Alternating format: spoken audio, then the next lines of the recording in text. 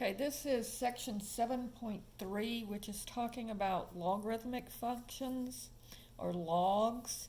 And on this part of it, we're just going to talk about converting from exponential form to log form. And so the logarithm is actually the inverse function for the exponential function. So, for example, if I have x is equal to a to the y, and that's the exponential form, the log form is y is equal to log to the base a of x.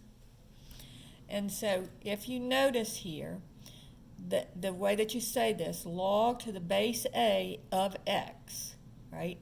So notice the word base is used, and a is the base. You notice that a is the base here.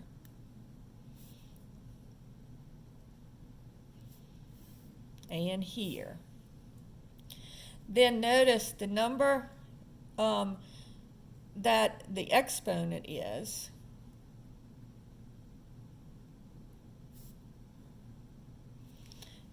the y, and then the answer for the exponential function is the number that you are taking the log of. So in other words, let's just write some things in exponential form.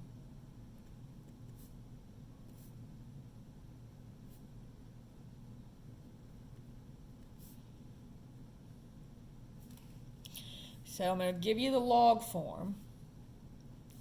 It's log to the base 3 of 9 equals 2.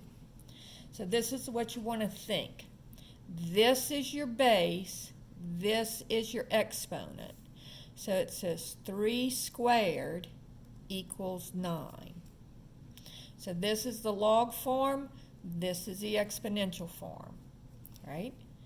Problem number 2 says log to the base 2 of 8 equals 3.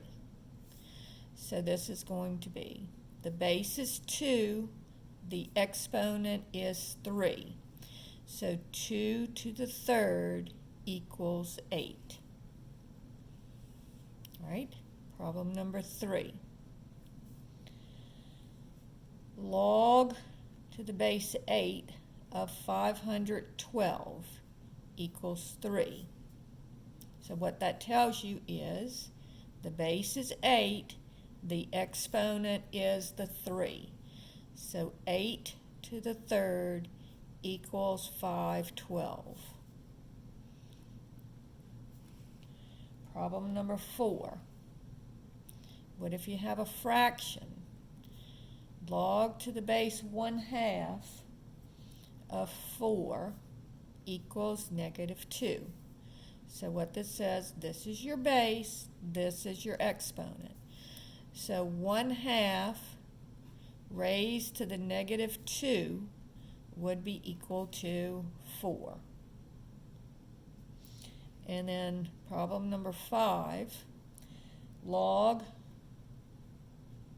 to the base 9 of 3 equals 1/2.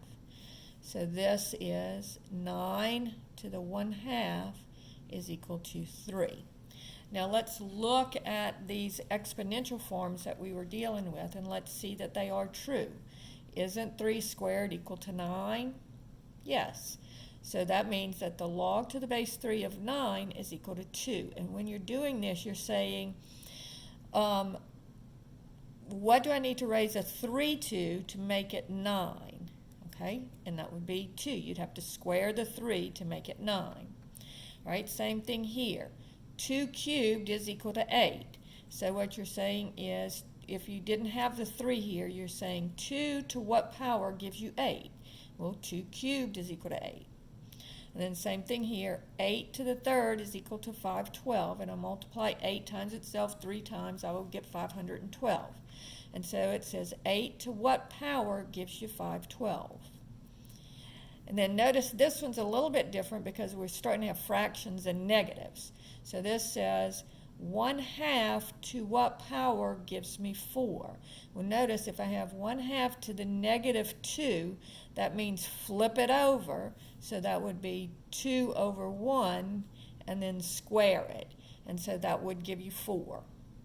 And then this is saying, remember the fractional exponent means take the root. And so this says the square root of 9 equals 3. So 9 to what power gives you 3, and you would have to take the square root of it.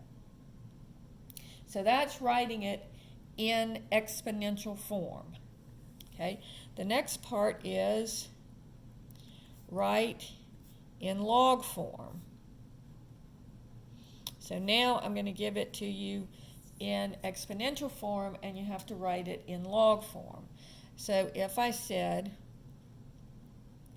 2 to the 4th equals 16, all right? So remember, it's log, and the base 2 is still the base, all right? So it's log to the base 2 of 16, and then the answer is your exponent. So remember, on the log one, the answer is the exponent. Problem number 2. If I have 5 to the 4th equals 625. So this would be log, and the base here is 5, and then you're taking the log of the 625, and your answer is your exponent, 4. So remember, on the log one, the answer is the exponent. If I said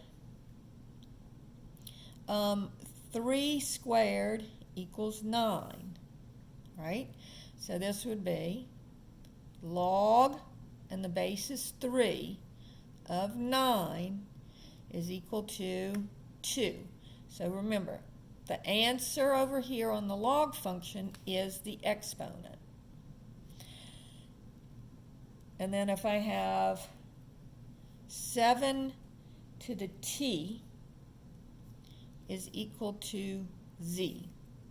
All right, so this one's a little bit more difficult because we don't have numbers, we have variables. And so we'll have log, and what is the base? The base is 7 of z, and again the t has to be, the exponent is the answer on your log function. So that's how you convert from exponential form to log form, or from log form to exponential form. Now, for the most part, we will not be doing a whole lot of this, but we will be doing this quite a bit. So that finishes up part 1.